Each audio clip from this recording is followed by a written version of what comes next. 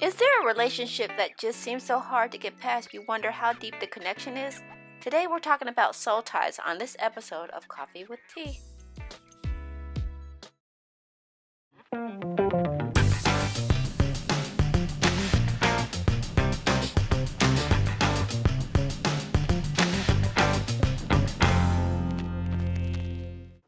Welcome, friends, to another episode of Coffee with Tea. I'm your host, Tonia and Tonda, and I'm excited because we have Miss Tonda Mingus, who is going to explain to us what are soul ties.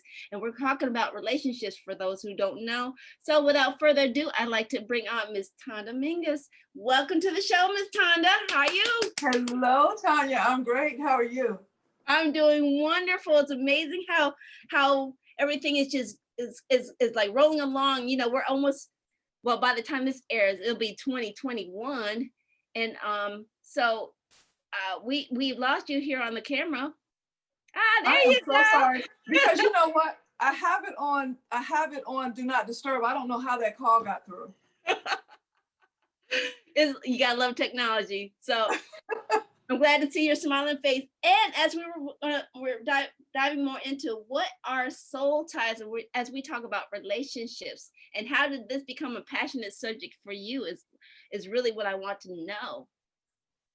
Well, a soul tie basically, Tanya, is when you connect with someone, and if it goes into a sexual connection, then sometimes, and it's usually the woman who ends up getting hurt, especially if the man breaks it off.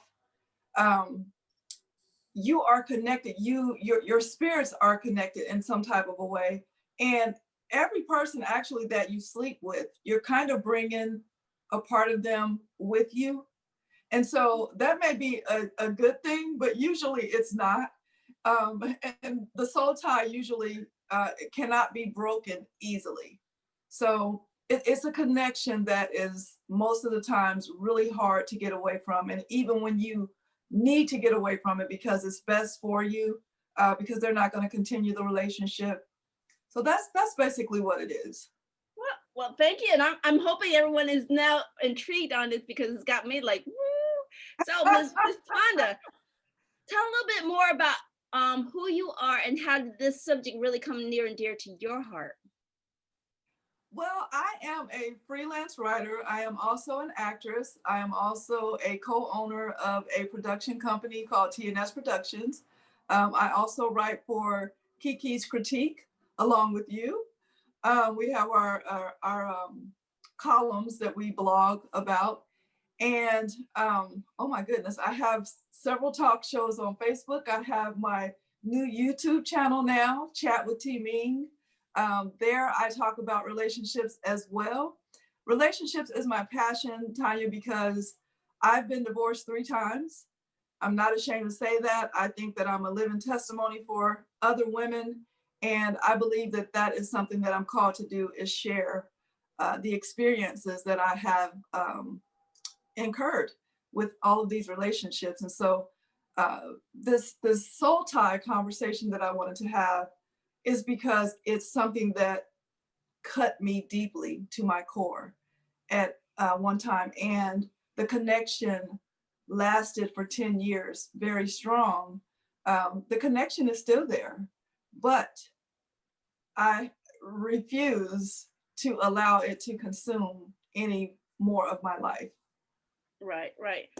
And I know a lot of women can probably relate to this because, I mean, you talked about, bringing the relationship, your past relationships into your current relationships, because if you didn't cut it off, is basically what you're doing when you keep carrying these soul ties, because we do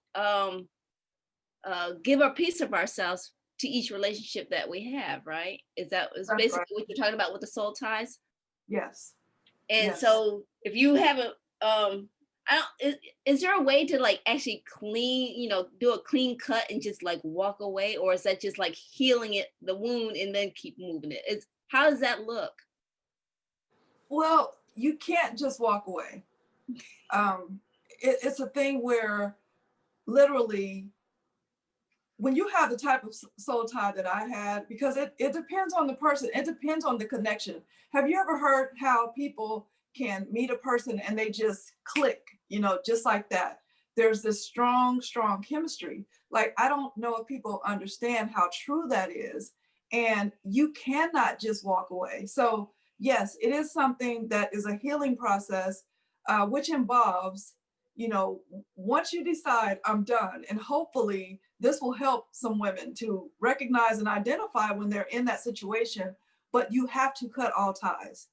You can't make excuses as to why to contact them again or even answer their calls or their text messages. You have to totally delete them from your lives, cut them off social media, everything.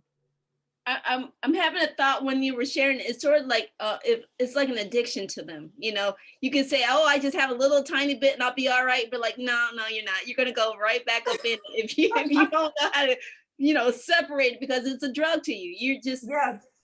It's overwhelming. That's what I'm thinking of, Mm-hmm. and I know some people can be addicted to that. Oh, it is an addiction. I mean, you hit the head on the nail. It's like an addiction. You want to rid yourself of it, but when they connect you, there's something in you that's like, come on. Okay, I'm waiting. The door is unlocked. Just open it up and just come on in. And then after you get that fix, then you're kind of depending on getting it again. And so you can't wait for them to call you because they're in control of everything. You're in control of nothing. So when they come back to you and they say everything that you want to hear, oh my goodness, you just think you are something. Right, right. Oh, they're coming back because they miss me, or they're coming back because I am just all that and something. Right. And it's it's an not addiction true. on both. It's an addiction on both ends, correct? To a certain extent, because somebody won't come back unless they're getting something out of it, and you could getting yourself in unless you're getting something out of it. So you have to actually stop and ask, what am I getting out of it, and is it really helping us? Is that something like sort of helps? Absolutely. Usually for the man though, it's purely physical. Now, don't get this wrong, and whoever is watching, don't get this twisted, because it's not always a thing of them using you, but sometimes it is. Whenever you have a person that's been with you for that long, like I said, 10 years was my situation, there is an emotional tie for them as well. They may not tell you that, but it is. It really is. So, I mean, we're talking about the soul tie as if it was in a toxic relationship, but there are soul ties that are in healthy relationships to a certain extent, right? There are not only female to male soul ties, there's soul ties in families, there's soul ties with best friends. It's just one of those things. So it's not always sexual. It's just some people's spirits connect on a level that's different from other people. And it's a very strong connection. You want to be around this person. You want to talk on the phone with this person. You just want to be in their presence because there's this connection. Right. I mean, I'm trying to understand a little bit, because I know we can dive this into a little bit of a deeper dive, as you could say, but you're speaking on more of a relationship, intimate type relationship, or how does this really tie into benefiting you if you identify this relationship? You know what I'm saying? Is it always a bad thing is what I'm trying to say. Is it always a bad thing? It is only a bad thing when the love is not reciprocated. So there is something called unrequited love, that you can tie into this as well, where there's only one person doing the loving. But if it's two people that are participating and you have this connection, it's amazing. So, okay. and that's more in friendships, and in families, those type of connections, those are just fine. Those are healthy. Those are healthy relationships. So yeah, that's what I'm trying to understand, Ms. Tonda. It's I'm trying to get the clarification on when we're talking about this in this capacity, it's about the intimate relationship and the toxicity of it. Is that what we're talking about? That is correct. It's very toxic when it is a man and a woman and there's a sexual connection, sexual relationship, that's where the toxicity comes in. And you have to try to figure out a way to get yourself out of that, because if not, it is literally a vicious cycle. It goes on and on for years. You can connect 1 month and then you don't connect for another 2 or 3 months because he doesn't want you to get too close, and he's not going to get too close to you because he's not trying to fall in love with you. He just wants to get what he needs. He needs his fix, okay? And then he's going to step away for a few more months, and then he's probably going to go to someone else. And it's like I said, it's a vicious circle. But you really don't know what's going on with him. But from what I understand, that's what they do. You know, they go from person to person because it's really a thing of them being afraid of commitment.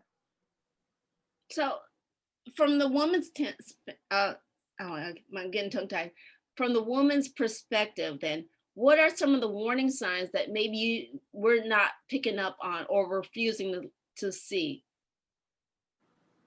The biggest sign is them contacting you out of the blue. For number one, you haven't heard from them in a long time, and they may tell you, you know, I miss talking to you. You know, what are you doing? What have you been into? And then it'll go from there because, like I said, you're going to be receptive because, oh my God, they contacted me. You know, you're excited, like I might be getting ready to get my fix too. You know, you're excited just to be talking to them, you know, because there's this connection. So that's one of the first signs, is that they'll contact you out of the blue, and they will say just the right words to take it to the next level. Can I come see you? Can I take you out to dinner? You know, can we hang out anywhere? Let's just go talk. You know, why don't we, in my case, it's been years. Why don't we go ahead and try to make this happen? And so you fall for that. Right. And I want to remind our listeners, if you're picking up some of the nuggets that Tonda is dropping, please consider hitting that like button down there. That's a reminder. And if you have any questions or some follow-up questions that you'd like from Ms. Tonda, please put them in the comments. We'd love to hear from them. So as we continue this conversation, because like I said, we've all had some soul ties. You know? I'm a 2-time divorcee. I had a time too. So, you know, I've been there. I can relate to that. So Yeah. it's like, when you're feeling like it's time to break it off, what's the one thing that you really say would give like a strong advice for a woman who's like, you know, I'm done? What would you give her? What would your advice to her be?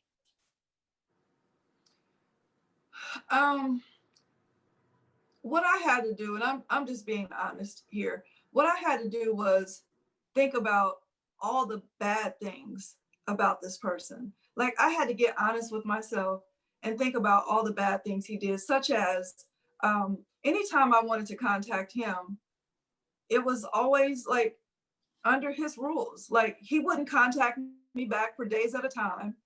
Sometimes I would have to contact him again because, you know, he just would not respond. He would leave, you know, if he came to my home, which is usually how it went, he would leave and he wouldn't contact me the next day, which I think is rude. You know, Right. if you're going to spend time with a woman, it's just certain things that a man is supposed to do, you know, even though we allow them to get away with it.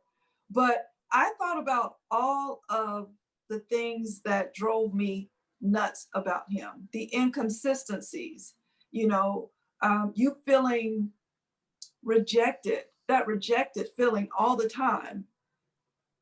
When you think about all of that, it kind of helps you to get not over him, but it kind of moves you in that direction, because everybody gets tired of stuff, you know.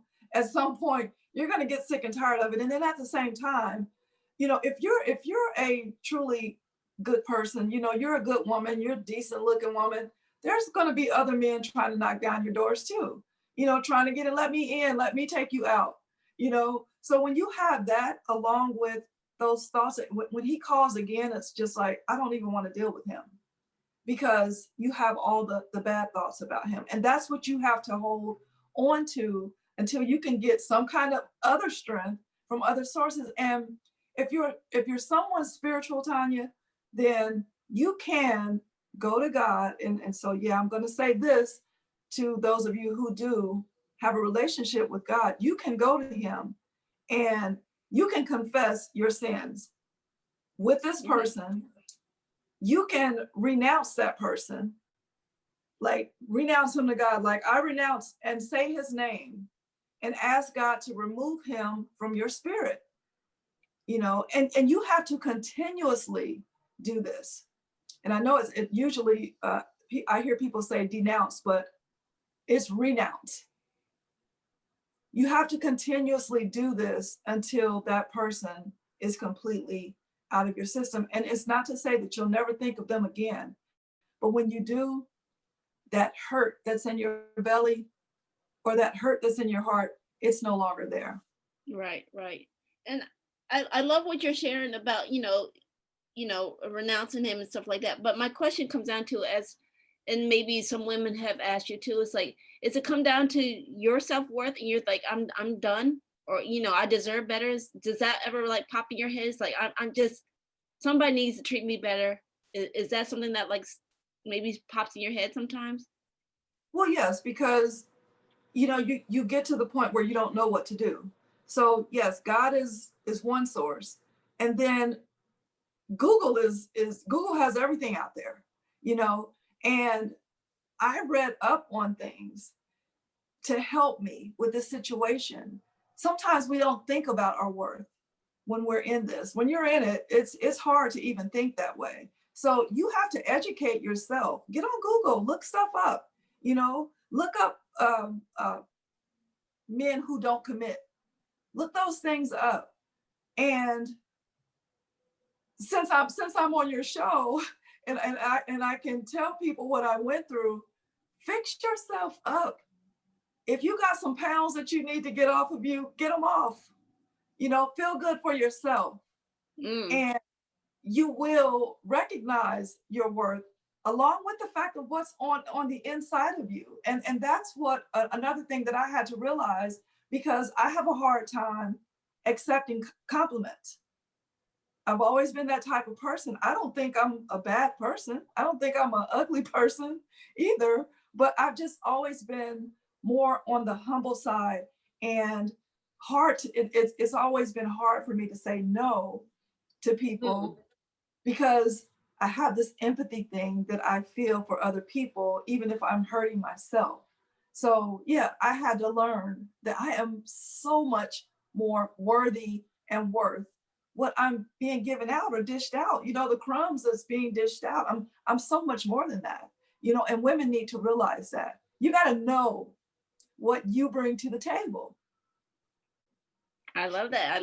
And I know we're wrapping up. It's amazing how just the 20 minutes goes by. And I think we were just getting ready to get into the, dive into the meat. So I would love to have you come back, first of all. Would you willing to come back? Thank you. Absolutely. The one thing I wanted to ask you, there's two questions. What's the one thing you want to leave the audience with? The one thing that I want to say to all women is that all men are not bad, okay? They're not, because we tend to get that. We get that attitude after we've been treated so badly. But they're not all bad. They'll only, let me make sure I say this right. They will only do to us what we allow them to do. Know your worth, set your boundaries, and stick by them. I love that. And now, Ms. Tonda, where can people find more information about you, your services, and what you do? Well, you can reach me on Facebook under Tonda Bohannon Mingus. Wait a minute. Tonda Mingus Bohannon. You have so many of those social media sites that you can't even remember. But you can find me on YouTube. Just look up T Ming Chat, or just look under T Ming. That's my name on YouTube. I'm on Instagram as Miss Tonda to you. I have a blog that is Her Heart and Soul at WordPress.com. And then Kiki's Critique.